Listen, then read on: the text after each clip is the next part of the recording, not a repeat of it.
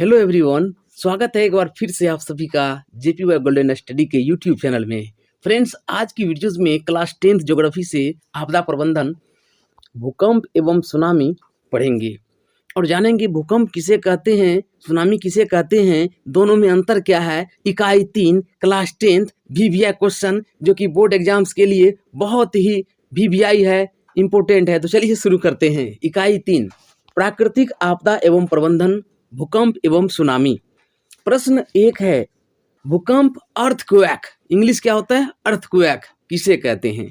Answer, पृथ्वी यानी धरती की सतह के अचानक हिलने या कंपन को भूकंप या भूचाल कहते हैं। पृथ्वी जिस पर हम लोग रहते हैं की सतह के अचानक हिलने या कंपन को भूकंप या भूचाल कहते हैं। भूकंप के झटके जो आते हैं, कभी देखते हैं धरती हिलने लगती है, कभी कभी भूस्खलन और ज्वालामुखी गतिविधियों को भी पैदा कर सकते हैं। भूस्खलन और ज्वालामुखी गतिविधियों को भी पैदा कर सकते हैं। समझ गए दोस्तों? अब है भूकंप के समय उठने वाले जो कंपन है उसको कैसे जानते हैं। तो भूकंप के समय उठने वाले कंपन को मुख्यतः मेनली 3 तरंगों में बांटा जाता है। पहला है पी तरंग यानी प्राथमिक या प्राइमरी, पी तरंग प्राथमिक तरंग, एस तरंग द्वितीयक यानी कि सेकेंडरी तरंग, तथा एल दीर्घ तरंग, इनमें बांटा जाता है। भूकंप के समय जो उठने वाले कंपन होते हैं उसको 3 तरंगों में बांटा जाता है। पहला है प्राइमरी, दूसरा सेकेंडरी और तीसरा है दीर्घ यानी कि लार्ज। एक बार फिर से जान लेते हैं, प्राथमिक, द्वितीयक और दीर्घ तरंगों में बांटा जाता है कंपन को। उसके बाद है सुनामी। क्या है? सुनामी को कहते हैं इंग्लिश में सुनामी, TSUNAMI, यहाँ पर टी साइलेंट है, इसको सुनामी पढ़ना है। सुनामी क्या है? आंसर, सुनामी एक प्राकृतिक आपदा है। सुनामी एक प्राकृतिक आपदा है, नेचुरल डिजास्टर है। ये बंदरगाह जहाँ पर समुद्री जहाज रुकती है, जहाँ पे समुद्री जहाज रुकती है, जिस जगह पर बंदरगाह या सागर तट, समुद्र के तट पर आने वाली लहरें हैं। क्या है? लहरें हैं, समुद्र तट पर, सागर तट पर आने वाली लहरें हैं। इसका प्रमुख कारण है, पूछ लिया जाता है ऑब्जेक्टिव में, सुनामी का प्रमुख कारण है समुद्र में भूकंप आना। जिसे धरती पर भूकंप आती है तो धरती हिलने लगती है, इसी प्रकार समुद्र में भूकंप आती है तो वो सुनामी कहलाती है। या आप कह सकते हैं समुद्र में आने वाली भूकंप जो है वो सुनामी कहलाती है। और यहाँ से क्वेश्चन पूछ लिया जाता है सुनामी का प्रमुख कारण क्या है? समुद्र में भूकंप। चलिए आगे बढ़ते हैं दोस्तों। हो सकता है कि आपसे पूछ ले कि चक्रवात क्या है। चक्रवात, साइक्लोन, यानी कि चक्र का मतलब क्या होता है? जो गोलाकार हो, चक्र के आकार का हो। वात मतलब हवा, ठीक है, गोल गोल जो हवा है चक्रवात है। साइक्लोन अर्थात कम वायुमंडलीय दाब के चारों ओर, इसलिए चक्र लगा हुआ है, चारों ओर गर्म हवाओं की तेज आंधी को कहते हैं। आंधी आ रहा है, लेकिन गर्म हवाओं की जो तेज आंधी है चारों ओर, उसी को चक्रवात कहते हैं। फिर से, कम वायुमंडलीय दाब के चारों ओर गर्म हवाओं की तेज आंधी को चक्रवात कहते हैं। और इन्हें किन किन नामों से जानते हैं आप? यानी कि समानार्थक शब्द से आंधी, तूफान, बवंडर, कहते हैं आंधी आ रही है, ठीक है। तो आंधी, तूफान, बवंडर ये क्या है? चक्रवात के समानार्थी हैं। एक बार फिर से, कम वायुमंडलीय दाब, एटमॉस्फेरिक प्रेशर के चारों ओर गर्म हवाओं की तेज आंधी को साइक्लोन, चक्रवात कहते हैं, ठीक है। चलिए आगे बढ़ते हैं दोस्तों, वस्तुनिष्ठ प्रश्न लेते हैं और उसके बाद फिर आगे बढ़ते हैं। वस्तुनिष्ठ प्रश्न इकाई 3 से, आपदा प्रबंधन से, प्राकृतिक आपदा प्रबंधन, भूकंप और सुनामी। वस्तुनिष्ठ प्रश्न 1, महासागर के तली पर या सागर तल पर होने वाले कंपन को किस नाम से जाना जाता है? इससे पहले आपने देखा भूकंप में जो आपने समझा, उसके बाद आपने क्या समझा था? सुनामी, समुद्र में आने वाली भूकंप, याद है ना आपको? तो आंसर क्या होगा? सुनामी। हालांकि ऑप्शन आपका है भूकंप, चक्रवात, सुनामी। चक्रवात की परिभाषा आपने देखा, गर्म हवाओं से संबंधित थी, लेकिन यहाँ पर क्या है? महासागर के तली पर होने वाले कंपन, हिलने डुलने को क्या कहते हैं? सुनामी कहते हैं, ठीक है। क ख ग घ सही होगा ग सुनामी। अगला है 26 दिसंबर 2004 को विश्व के किस हिस्से में भयंकर सुनामी आया था? 26 दिसंबर 2004 को विश्व के किस हिस्से में भयंकर सुनामी आया था? तो ऑप्शन है क पश्चिम एशिया, ख प्रशांत महासागर, ग अटलांटिक महासागर, घ बंगाल की खाड़ी। तो आंसर होगा बंगाल की खाड़ी। क्या होगा? बंगाल की खाड़ी। घ नंबर सही हो जाएगा।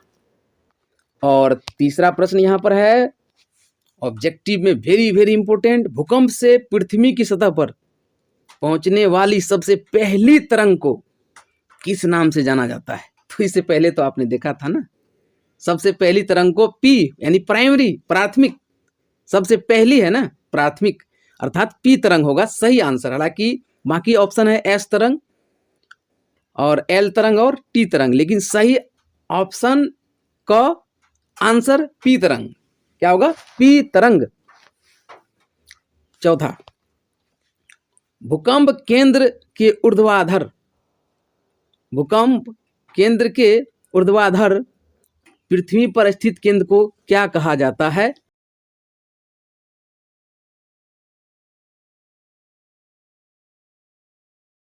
अगला क्वेश्चन है भूकंप अथवा सुनामी से बचाव का भूकंप इनमें से कौन सा तरीका सही नहीं है? देखिए अधिकेंद्र कहा बहुत जाता महत्वपूर्ण है।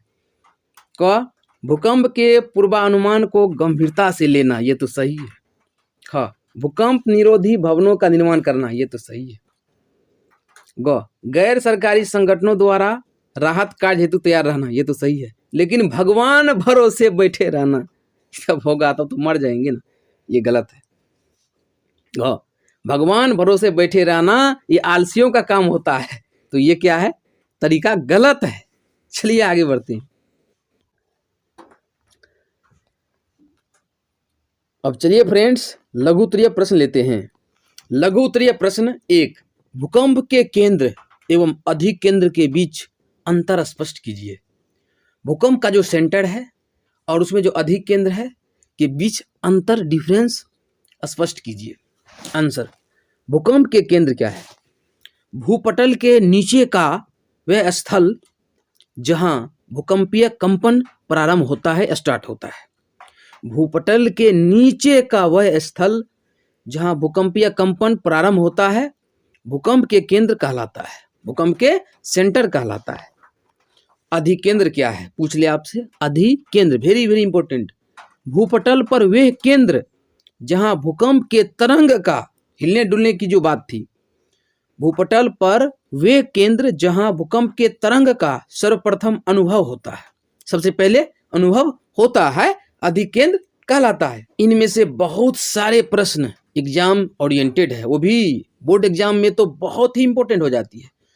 दूसरा, भूकंपीय तरंगों से आप क्या समझते हैं? पूछ लिया ना आपको। प्रमुख तरंगों के नाम लिखिए। आंसर, भूकंप के दौरान पृथ्वी में कई प्रकार की तरंगें उत्पन्न होती हैं। भूकंप के दौरान पृथ्वी में, धरती में कई प्रकार की तरंगें उत्पन्न होती हैं। इन तरंगों को भूकंपीय तरंग कहा जाता है, भूकंपीय तरंग कहा जाता है। तरंग क्या है? देखिए, तरंग का मतलब आपसे कोई पूछ ले तो तरंग का मतलब है पानी की लहर, पानी की लहर या हिलोर, कहते ना हिलोर मार रहा है, हिलोर मारा तारे, हिलोर।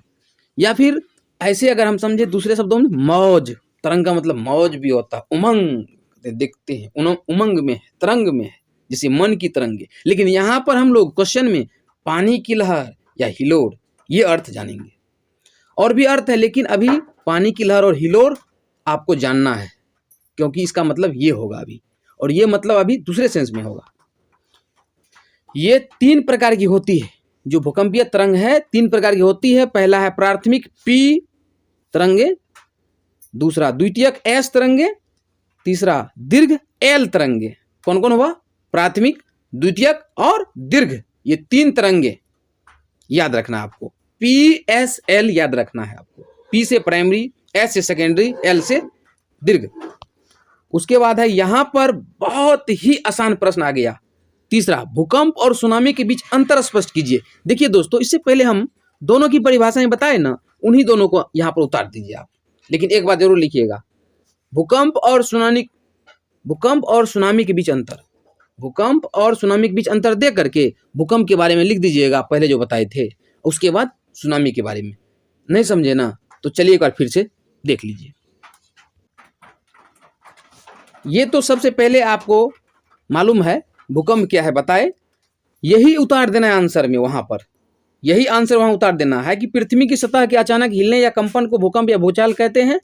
भूकंप के झटके कभी कभी भूस्खलन और ज्वालामुखी गतिविधियों को भी पैदा कर सकते हैं। ठीक है, ये वहां पर उतार देना है। उसके बाद सुनामी था ना, सुनामी देकर के डैश देंगे और इसको उतार देना है। सुनामी एक प्राकृतिक आपदा है, ये उतार देना है वहां पर। ये बंदरगाह या सागर तट पर आने वाली लहरें हैं। इसका प्रमुख कारण है समुद्र में भूकंप, समुद्र में हिलने डुलने की बात, सुनामी। तो दोनों का अंतर में दोनों आंसर यहां पर उतार देंगे, आपका क्लियर। अब एक और very very important question, tsunami से बचाव के कोई 3 उपाय बताइए। सुनामी से कैसे बचें, इसके लिए 3 उपाय बताइए। आंसर है सुनामी से बचाव हेतु निम्न 3 उपाय हैं। सुनामी से बचाव हेतु निम्न 3 उपाय। पहला, तटबंधों के निर्माण से, तटबंध समझते हैं ना, तटबंधों के निर्माण से, ठीक है। उसके बाद मैंग्रोव झाड़ियों के विकास से, मैंग्रोव झाड़ियों के विकास से, यह वनस्पति से संबंधित है। उसके बाद तटीय प्रदेशों के लोगों को प्रशिक्षण देकर, तटीय प्रदेशों के लोगों को ट्रेनिंग देकर। क्या क्या है 3 उपाय? तटबंधों के निर्माण से 1, मैंग्रोव झाड़ियों के विकास से 2, तटीय प्रदेशों के लोगों को प्रशिक्षण देकर, ट्रेनिंग देकर कैसे बचें, निजात कैसे पाएं, है ना, वो ट्रेंड रहे। तो दोस्तों, इन प्रश्नों के बाद दीर्घ उत्तरीय हैं और उनमें से इंपॉर्टेंट क्वेश्चन ही आपको हम दूसरे वीडियो में बताएंगे। ठीक है, क्योंकि वीडियो ज़्यादा लंबा होता है तो सभी लोग पूरे नहीं देख पाते। वीडियो को पूरे देखना पड़ेगा ताकि आपको भली भांति समझ में आए, आंसर में क्या दीजिएगा वो आपको पॉइंट्स मालूम रहे। क्लियर है? तो आज की वीडियोज में इन सभी प्रश्नों को ईमानदारी पूर्वक बताया गया है। मुझे उम्मीद है आप समझ गए होंगे। अगर नहीं भी समझे हैं तो कॉमेंट्स जरूर